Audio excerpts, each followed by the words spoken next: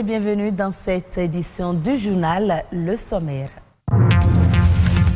La production maraîchère au Bénin est dépendante des engrais et intrants chimiques. Bon nombre de maraîchers l'utilisent pour accroître le rendement. Cette pratique n'est pas sans effet sur l'environnement.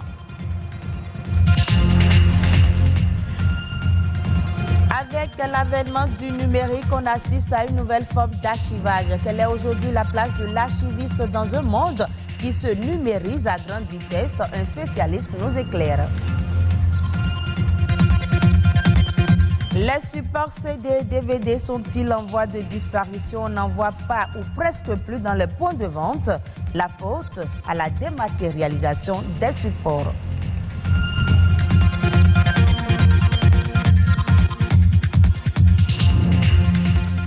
Merci de votre fidélité. Le secteur du maraîchage se présente aujourd'hui comme une solution non négligeable pour booster l'économie nationale. Une partie de la population se dirige donc vers cette activité qui nourrit bien son homme.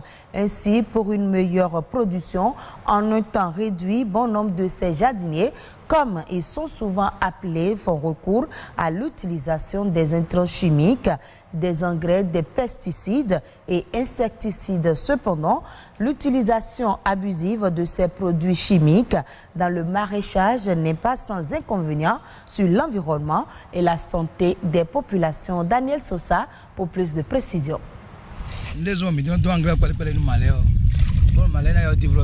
Stanislas est un maraîcher depuis des années. Pour de meilleurs rendements agricoles, il fait recours aux engrais chimiques dans le but d'améliorer la quantité et la qualité de ses cultures, conscient pourtant des effets secondaires de ces intrants chimiques.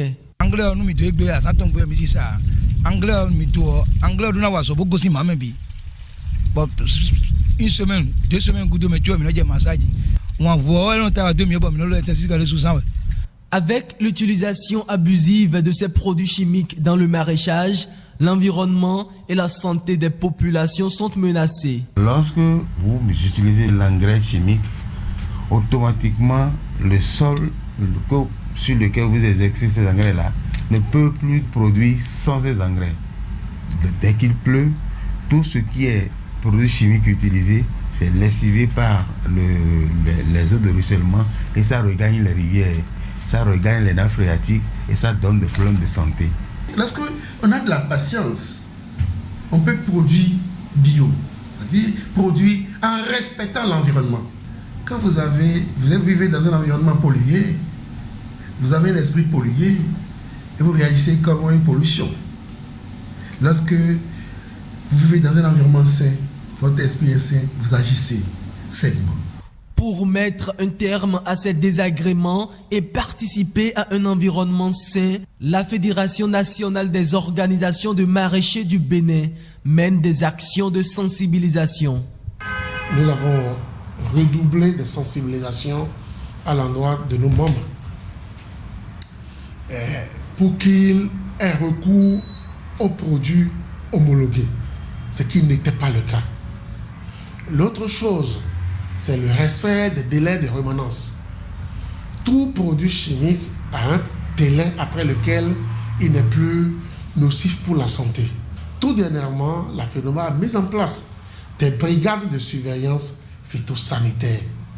Ces brigades où les acteurs se surveillent d'abord pour voir si sont mitoyens n'utilisent pas des produits prohibés. Le surveille pour voir s'il respecte les délais de remanence avant de mettre en marché sa production. L'enjeu aujourd'hui est l'utilisation des engrais biologiques au détriment des engrais chimiques. Toutes choses qui faciliteront l'obtention de produits maraîchers sains en vue du bien-être des consommateurs. Allons maintenant dans l'univers du numérique pour comprendre le métier d'archiviste à l'ère d'éthique. Archiver des données en ligne est une nouvelle dimension de l'archivage. Cette dimension exige la maîtrise des nouvelles technologies dans la pratique de la profession d'archiviste. Quelle est aujourd'hui la place de l'archiviste dans l'archivage numérique? Bernus Amoussouga, archiviste, documentaliste, nous en parle. Celui-là qui collecte des documents, d'abord qui les identifie, qui les collecte, qui les traite, qui les stocke et qui les rende accessibles plus tard. L'archivage numérique, c'est une vraie entreprise et cette entreprise implique les archivistes et ces personnes travailleront de concert avec les informaticiens, réseaux et tout ce que vous savez pour fondamentalement mettre en place un bon système d'archivage numérique. Fondamentalement, avant de parler de l'archivage numérique, il y a des préalables.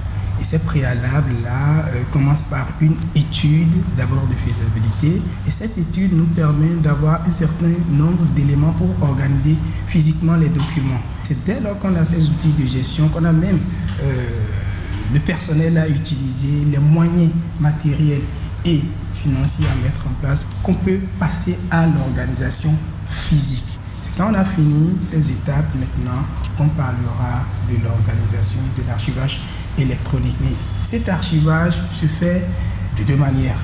Vous avez les documents physiques qui sont dématérialisés et il y a également les documents qui sont nativement numériques.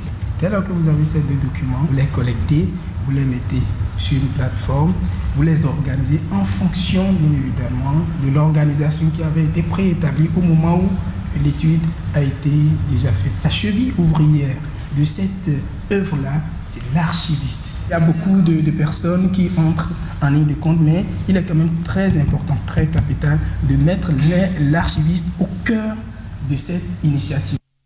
À quand remonte l'achat de CD ou DVD la dernière fois? Après les cassettes, les disques compacts sont devenus rares.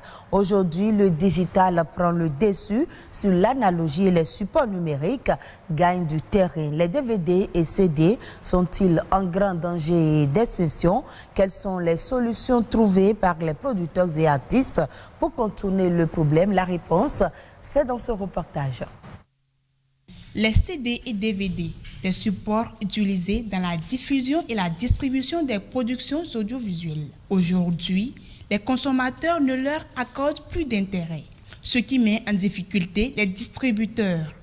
Avant, nous vendons bien les CD et DVD, mais aujourd'hui, les clients se font plus rares.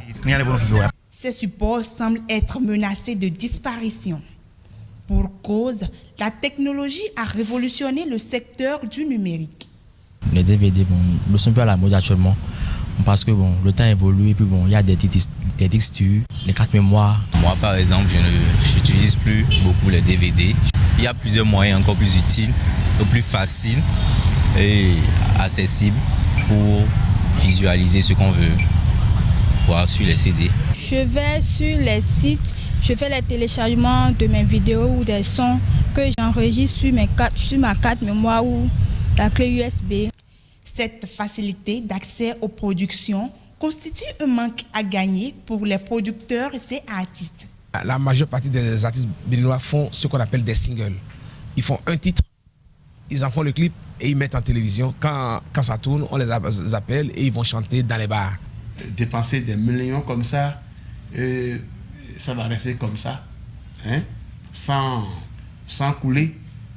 Pas d'album nouveau disponible chez les producteurs. Mais au niveau des vendeurs de CD et DVD, on en trouve. C'est le fruit de leur nouvelle stratégie. Nous aussi, nous avons préféré télécharger les nouveaux singles. Ça nous permet de mettre en vente de nouveaux CD et DVD. Comment continuer à vendre leurs œuvres sur CD ou DVD dans un univers dominé par le digital, faire réfléchir le monde artistique? Les gens qui te disent d'aller vers le digital, ils ne savent même pas quand est-ce que tu vas toucher l'argent, la monétisation. Il n'y a pas beaucoup de gens qui savent plein de choses là-dessus. Vous voyez? Donc les gens parlent de choses dont ils n'ont aucune idée. Je ne suis pas contre le digital, mais le digital n'est pas pour nous. En temps, on a décidé de rester sur la voie, dans les rues pour vendre ça. Si toi-même, tu veux vendre ça directement à 1000 francs, tu vas gagner au moins 700, 800 dessus. C'est bon, mais c'est pas bon de voir l'artiste même vendre ses œuvres dans les rues. Les productions sur CD et DVD ne vont pas disparaître. les artistes comptent préserver ces supports. Pour y parvenir, ils parlent de la création d'un forum visant à définir les stratégies marketing afin de rendre plus rentables leurs œuvres. Suivons à présent la compilation de l'actualité nationale en bref et en images avec Ulvaeus Balogun.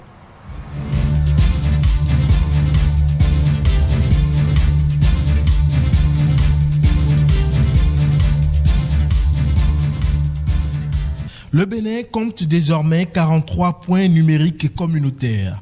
Financés par l'APSUCEP, les points numériques communautaires permettent aux populations d'avoir accès à moindre coût à l'Internet haut débit, aux ressources et contenus numériques et aux formations. Toutes choses qui participent à transformer le Bénin en la plateforme de services numériques de l'Afrique de l'Ouest pour l'accélération de la croissance et l'inclusion sociale d'ici 2021. Les points numériques communautaires sont équipés d'un cybercentre, d'une connexion Wi-Fi de très bonne qualité, des équipements de transmission, de multiplexage, de commutation et de raccordement par la boucle locale radio de la fibre optique.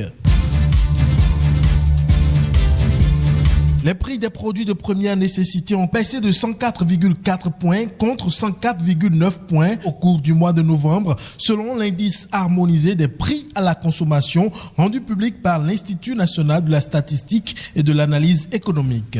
Le repli observé résulte essentiellement de la diminution des prix des fonctions telles que les produits alimentaires et boissons non alcoolisées et le logement, l'eau, le gaz, l'électricité et autres combustibles. La plus grande disponibilité des produits issus de la pêche liés à la saison des pluies, la nouvelle saison de l'igname fraîche, du manioc frais et du plantain, la disponibilité sur le marché des produits sous-groupes légumes frais en fruits ou racines sont entre autres les raisons de cette baisse observée.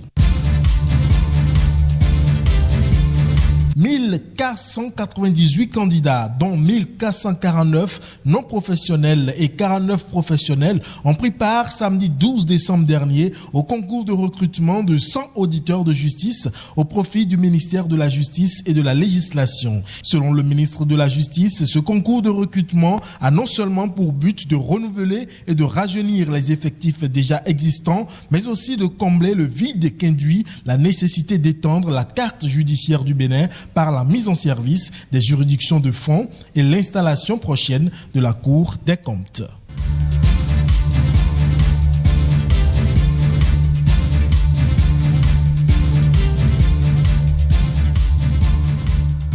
Hors du Bénin, en Afrique du Sud, le secteur agricole se porte bien. Selon les dernières données de l'Agence de statistique du pays, les recettes d'exportation agricole se sont établies à 3,2 milliards de dollars, soit environ 2 000 milliards de francs CFA sur le troisième trimestre de l'année 2020, ce qui représente 5% de plus que l'année dernière à la même période.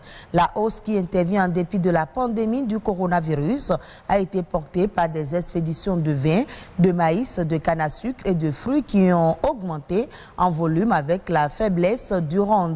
Cette performance du secteur agricole lui a permis d'enregistrer une croissance de 18,5% sur le troisième trimestre et de contribuer positivement au rebond de l'économie sud-africaine sur la période. L'Afrique du Sud est la première puissance agricole en Afrique et représente l'un des rares exportateurs agricoles nets du continent. Retrouvez ce journal sur le www.ortb.bj. Merci à vous de nous avoir suivis.